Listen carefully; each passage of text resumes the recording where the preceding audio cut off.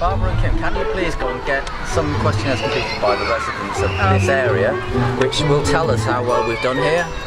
And we're asking them to comment on the improvements we've done and how we've done it, and what, more importantly, what should we have done that we haven't done.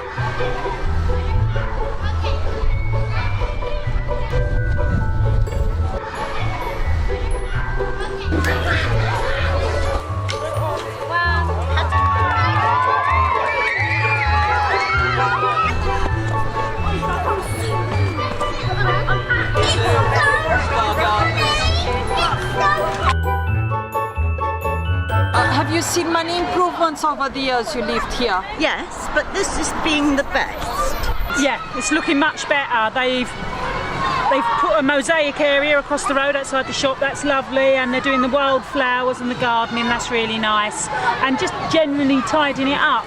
You see the junior wardens around quite a lot, and they're litter picking and helping tidy it up, and it's really nice. I've seen them come along and they've modernised the flats indoors. I've seen them put the child's mosaic across the road on the wall. They've planted in the areas. It's lovely to see all these things. Do you have young children? I do, yes. 2, there's 7.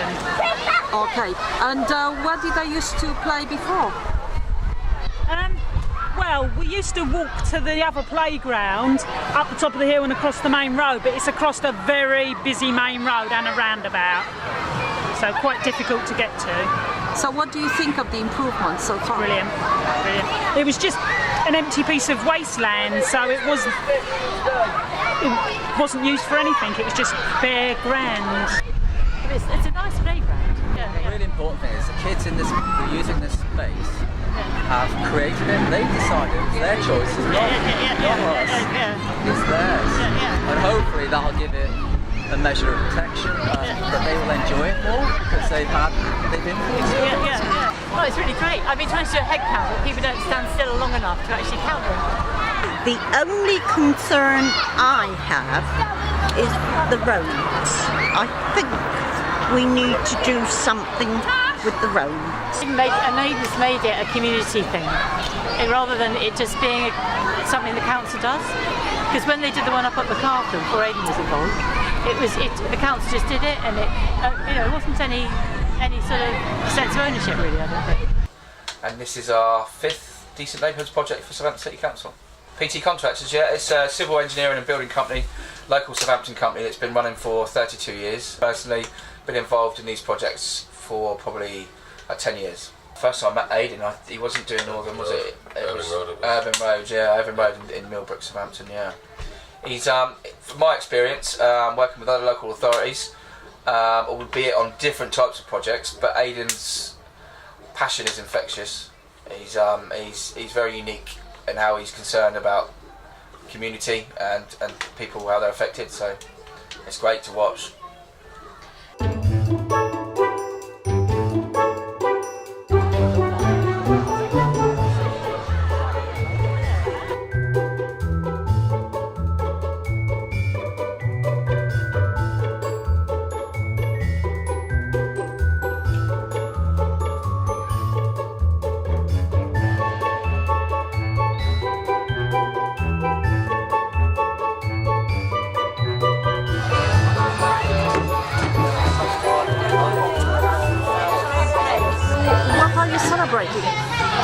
It's basically the improvements of the area. They've changed a load of stuff around here, like for instance car parking's a bit easier.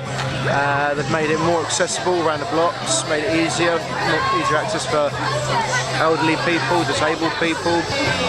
Yeah, it makes it a lot better for us all here. So it's taken them a while to do all the improvements. With the car parks across the road here, they all had 6-foot walls around them. So it was kind of like cutting off people. I thought it was cutting off people. So they've taken all the walls down now. So it's all an open space, which is really, really nice. So we've got all the walls down, We've got all the new plants going in. Over here we just had steps going down. So what they done was they dug through the bank.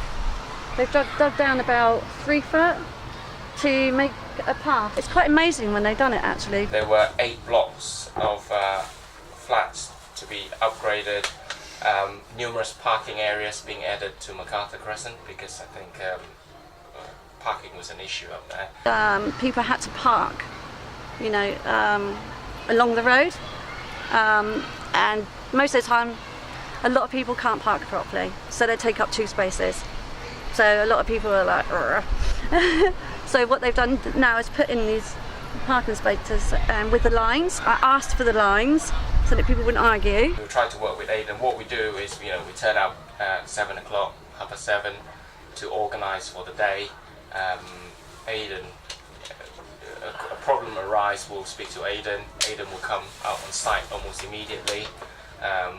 We will have to reorganise our guys to work somewhere rather than sit and do nothing and put all the blame onto Southampton City Council. So within 4 or 5 hours after ringing around all the correct department to get the right approval, we can get back onto the main job that we planned. And yeah.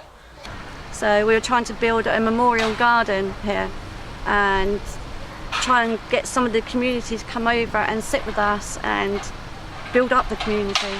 I used to follow the workmen around just to see what they were doing and if they were happy with their work. And then I started asking for their help to do what I'm doing around the corner here for our friend's Bubbles, who was killed. How did she die? She was leaving for work one Friday morning, and it happened in Moor Hill Road, just off West End Road. She was on her bike and a guy just turned in front of her, and that was it. She was gone. She was a nanny. She also done a toy run every Christmas for disadvantaged children, and she'd do an Easter run as well. So she was always trying to help the children all over Southampton. She went everywhere on her bike. So in her kitchen she had a map of the UK and the Shetland Islands. Okay.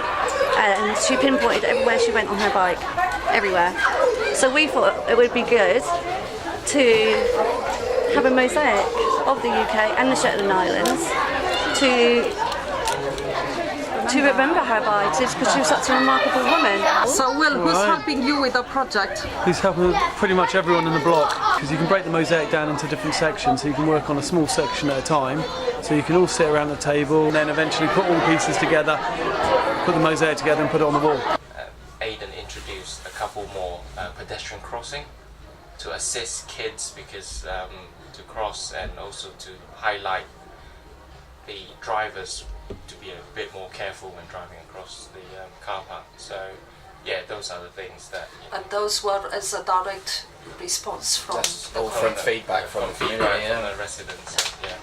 Dominic, you were telling me earlier about how Aidan's strong link with community affected your daily work. Yeah, he likes feedbacks, and his main priority is to make sure that the local residents get the best out of basically his budget, and therefore he would always be consulting what's best for them, what would make them happier and more comfortable living around here. So there were changes, but all those changes were, should we say, worth it, seeing how it affects the better of the community. They finished on time and on budget, but what was really pleasing is that we encountered lots of, I was going to say, unforeseen circumstances or issues, which they brought me solutions for. What made it possible for you to stay within budget and time? I think the way it was put together before it came to us as a tender. Yeah, I think the design of the scheme was done well by the architect. It was looked into greatly. Sometimes you can get designs which aren't properly finished, and that's when you get more changes. It had been in the consultation process for a long time.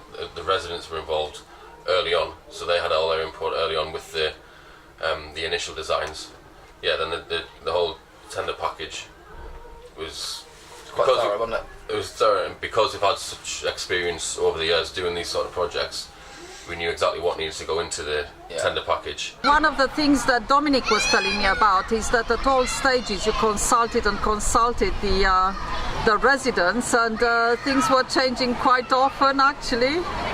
Yeah, I inherited some bizarre decisions, I think, and they needed to be tested out amongst the people who were going to have to live with the effects of that. And it was clearly that they were so out of touch with what local thinking was that they had to be changed. So I did make a change. I don't make any apology for that. I was in a position to see from experience. I mean, it's really important that all these things are driven by the people. But when you see something that's so out of kilter, you don't really need. You just need to change it because it's a no-brainer, and it's just it's a bit frightening when other people can't see that. Because in Macarthur, some of them are clear glass, like where Romana lives, and it makes those blocks feel completely different. You walk in and they're looked after. And we've got some very powerful quotes from people who live in these places, and they say they enjoy coming home. It's a joy to come into their space because it's uplifting. It shows that you've actually given it your best shot and not said that'll do because that isn't good enough. So where are you going next, Aidan? Where am I? Where are you going next? Where's your next project? We're going up the road to the Albert Flats in Vanguard Road. When this project started, this bit of the project, there was no mention of up the road. So we didn't think we needed to worry about that. But then I went up the road to have a look, and then I was a bit horrified that it wasn't included in this. I think it's about basic humanity. We have there's a commonality amongst people of basic standards, and you just can't. They're not up for compromise. I don't think. You can have better than that, but you can't go below it.